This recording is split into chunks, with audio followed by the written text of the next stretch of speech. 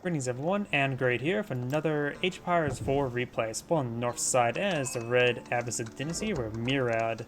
Spawn on the south side as the blue Chinese, we have DivineDFP. Let's see, economic benefits.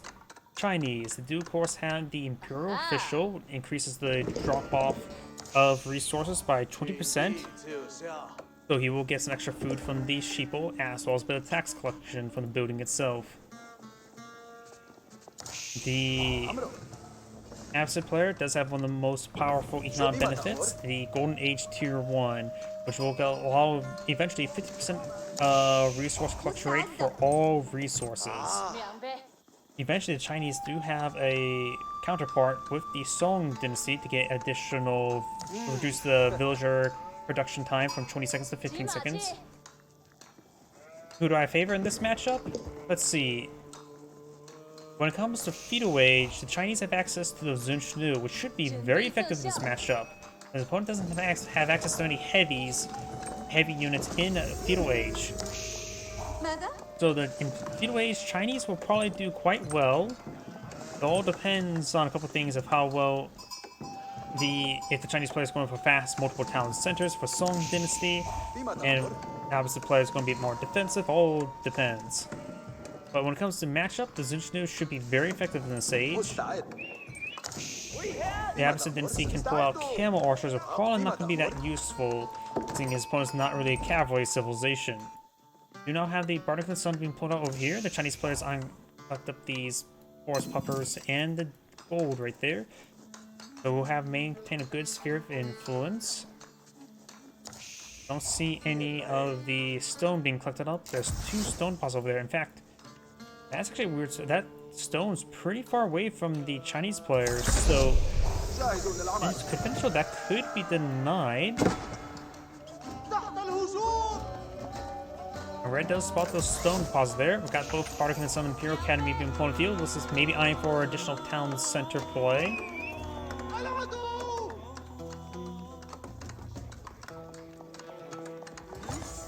And again, more of the damn spam bot. I forgot to ban that spam bot.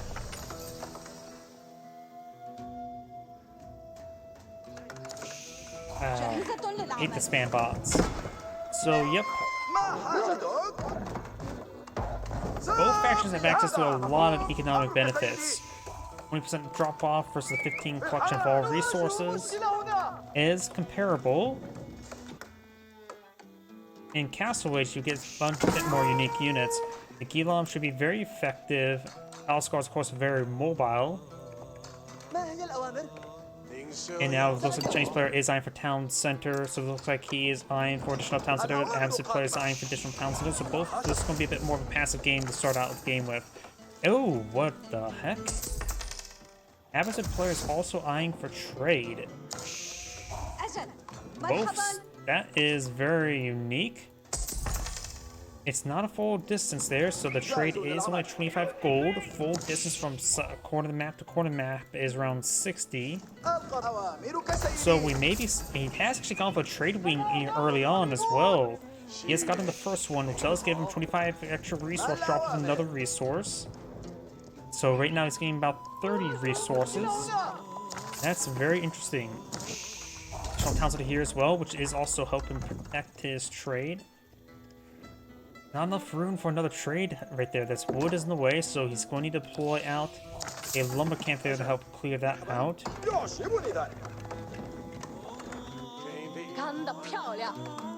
We got a second town center here, and with a Song Dynasty, he will have basically 2.5 town centers here versus 2 town centers and a trade post. Both sides have a similar villager production. Civilian worker production. Blue should pull out slightly faster, I would say. And it looks like they're keeping pace. Of course, traders are much more expensive. Wait, 40? Wait, does Abbasid get cheaper traders? Because their base cost 60-60, so that's basically equivalent to the silver tree, barring the increased productions tree, unless there's something unique about this map. So the cheaper traders is interesting.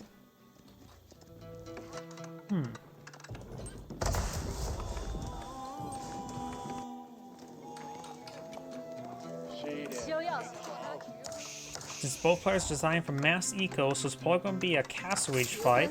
You now have got the military wing on the field. Military wing, of course, will get 2 free camel riders. The Gilam will be affected for opponent's composition. Probably see Palace Guard in return. Both sides probably should go crossbows as well. We got archer range and barracks here. Another village being pulled on the field. Blue is slightly pulling out the villager production.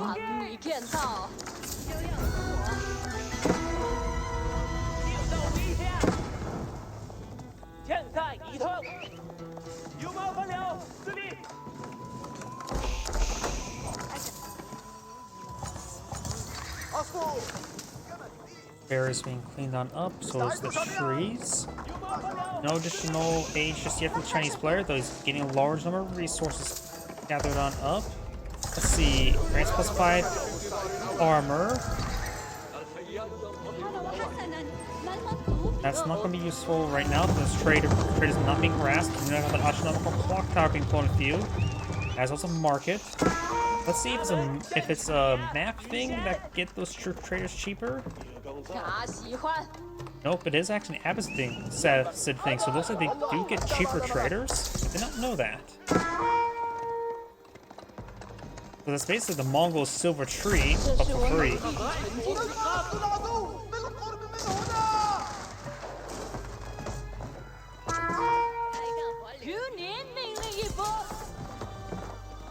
Actually, that's even better than Mongol silver tree. The Mongol silver trees basically make it so their traders just cost 96 as opposed to just 80. Horseman does get some good kills there. Of course, now the 2 free camel riders as well as the horseman. Scalp can engage the scalp, but that's about it. Was there if his pure official will go down? Got additional town center for the Chinese. There's gonna be a lot of arrows firing out. Camels do not have any inherent armor, so they will take a lot of damage there. So they are pretty healthy. Do got some Chinese spearmen being put on field as an astronomical clock tower. 2 camel riders do stay alive. Is going for mass lancer, which are pretty generic heavy cav. So his opponent's going out for spearman crossover, which will be a good counter to that. Astronomical clock tower, nest of bees will be okay, but not necessarily in this current versus this current composition. The Abbasid player is also going for some archers. Composite bows will be useful as well.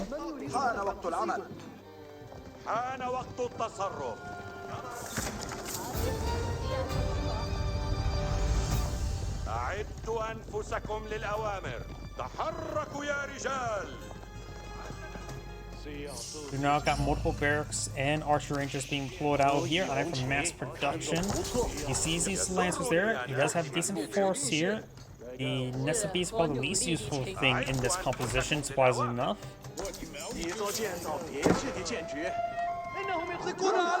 Salakdago getting some bites here. We've got some archers here. They're only veteran archers, or not just regular archers. The veteran archer research on the way. More pierce damage being researched.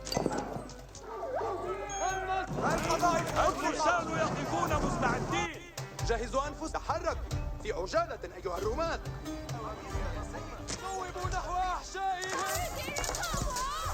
Villagers taking some hits here. He can look inside those towers for protection. Spearman do take out a camel. Does take out some of those villagers. Boar still has 800 food left. Composite bow and pierce damage being researched.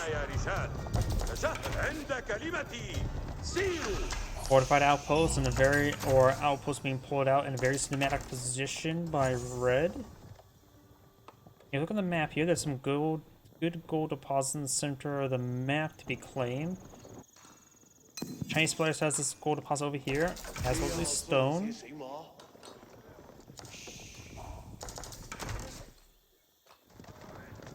آن وقت التصرف يتحتم علي أن أقودكم أعيش لطاعة الأوامر يا في الحال.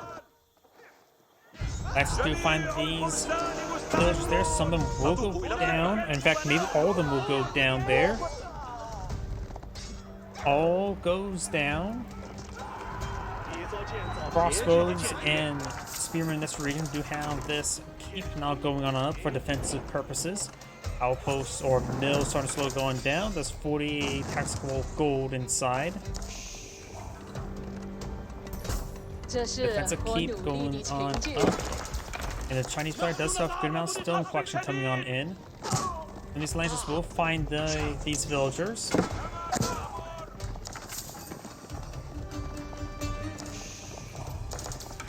And these lancers will not actually take on these villagers right there.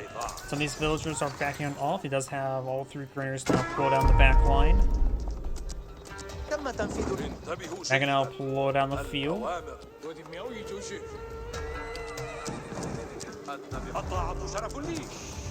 Crossbows and spearmen here, not being able to move forward. They take a bit of fire there. The lancers will quickly go on down. Over here, villagers have to pull out the outpost. They're trying to escape into keep now. Lockdown SB will be very useful versus these against these archers. They also got the Mangonel in this region. The hand cannoneer still only has 8 range, so the Mangonel does outrange the keep.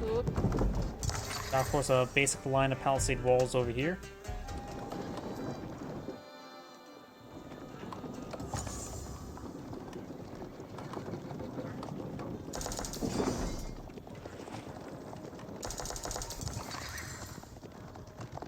Who's not aiming for a keep here? It will likely get interrupted.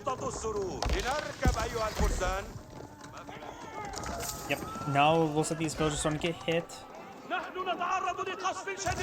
I don't think this keep will be built in time. Pulls back his villagers now. One does get impaled.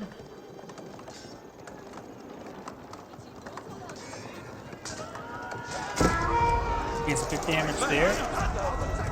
Lancers do receive quite a bit of damage. One does remain. Keep now receives a course there, and now this keep has been built as well. Red needs to keep this gold secure away from his opponent. Chinese does have access to a bit of gold down here. Now sending some villagers back to finish this keep. We know Mangonels, archers, some Guilons, horsemen, and one lancer. Mangonel does find hit on these villagers. Villagers starting to go down. Multiple spring balls which way forward. Massive clock tower needs to be hit there on those archers. And there's too many crossbows now. There's not a lot of head remaining. There's some Guilons though. Mass number of villagers trying to finish up this keep. Good hit there on those archers. The villagers will get this keep built, but we'll lose a large number of them. Spring balls push way forward when the clock tower needs to be does see a bit of fire there. And now the keep is built. Gain some good damage from the retreating forces.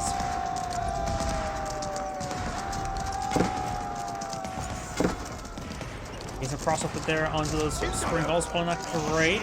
Needs to fall back to his crossbows, both from outpost and force of stone. Clock down her nest of bees, push away forward. Some of these villagers will start going down. Finds a good volley there on those archers there. Does not overrun this damage tower nest of bees. Paliscar's not pushing way forward.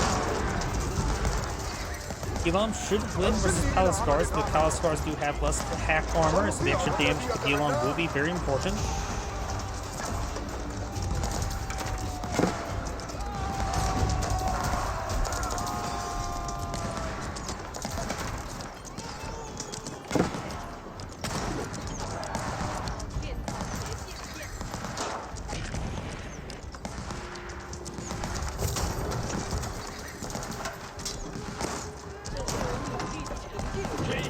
Trebuchets now hitting to keep here. They are clock tower counterweight trebuchets. Another spring ball being plotted here, and these 3 spring balls overwhelm 1 clock tower nest of B. As I have the spring ball placed here and going from flowing oil as well. Horseman advanced support will find this keep as well.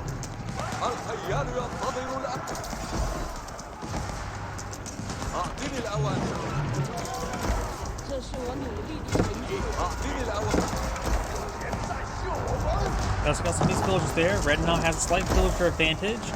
Blue so has a significant number of villagers on the field. Economically not being researched as Iron goes next age.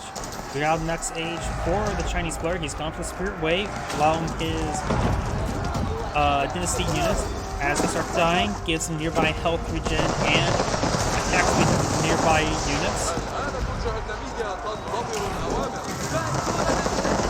I haven't seen it right there. Spirit Way should be that. Do now have also ancient techniques being researched.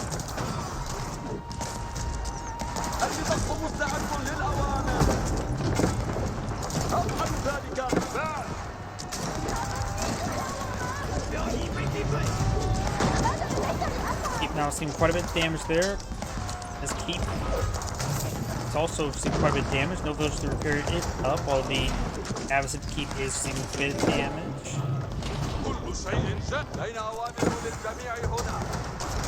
Economic wink is almost complete. Now got the Imperial Palace. We'll put him in the Ming Dynasty, which will allow him to get out the Grenadiers. Would Grenadiers be useful in this situation? Archers, probably versus the composite bow archers, maybe not. I don't really know when Grenadiers will be useful. So we just know mass spearmen, probably? Or mass man arms may be useful. Does pick off that one spring vault there, the rest of these forces are falling on back.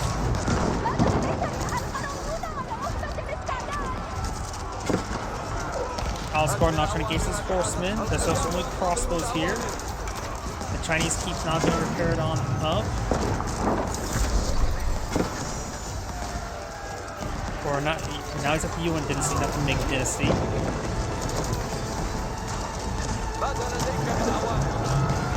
Keep some credit damage there. More key bombs in the mix.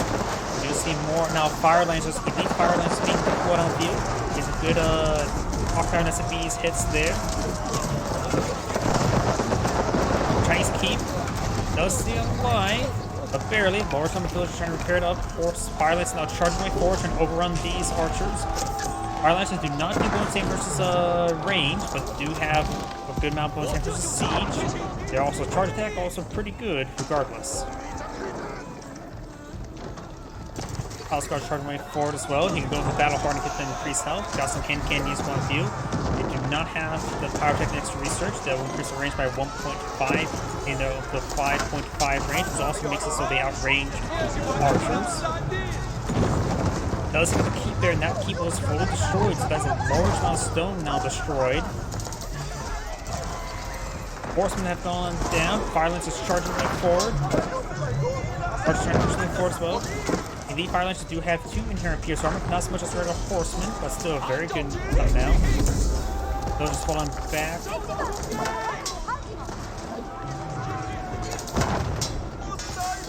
Barracks now seeing some fire there.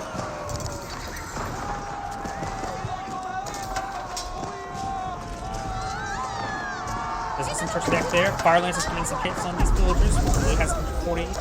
Red has 127. It has a very good number of traders on the field. I can see that for sure. I think there's probably around 30, I'm guessing, based on the mini-map. Fire Lance is pushing way forward. We got more horsemen. Fire Lance is falling back. We got the clock tower and SFBs firing away as well. Has a good range force here. So he has 38 traders.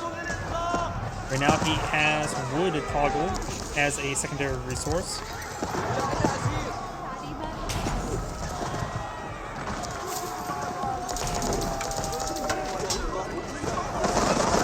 Lockdown this week gets good call there. More of the elite archers being put on the field. At this one time, may just need some archers.